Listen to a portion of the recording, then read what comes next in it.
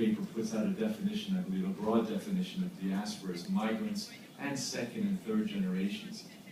And that makes a lot of sense, but let's talk about that here. And maybe let's present a definition we might agree on for broader understanding.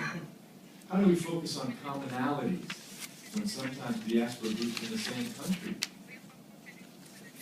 center on the differences rather than commonalities? How do we build networks? This meeting is one of the few taking place anywhere on the planet that has the potential for network building of this dimension, regional and international, with diaspora. Not much of this happening yet. Nationally, yes. Bi-nationally, a couple of countries at a time, yes. But this kind of broadness, there could be real power in this room.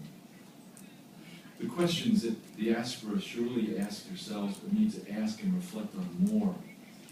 What's the interest of governments and intergovernmental bodies, including the European Union, including agencies like IOM in the diaspora?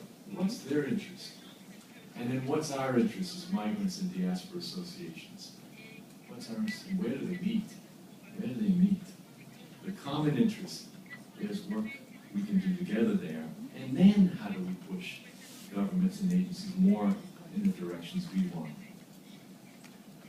So I'll finish with the rest of some thoughts on the international processes, more particularly on the high-level dialogue. Beatrice covered, I think, the 2015 development agenda. So the high-level dialogue. A few thoughts on substance, a few thoughts on process, a few thoughts on politics.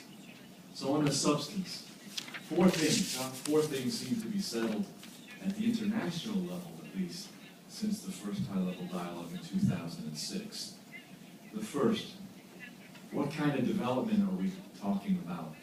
Those who were at the first high-level dialogue and several of the first global forums might remember that the whole focus seemed on strict economic development. And within that, very much an obsession just with the remittances. Since 2008 and 9, the shift has been to a recognition, we're talking human development. Not the opposite of economic development, but economic development plus political development plus social development plus individual development. And that's been very much pushed and insisted on by civil society, and in particular diaspora and migrant groups themselves. Second thing that's settled, civil society broadly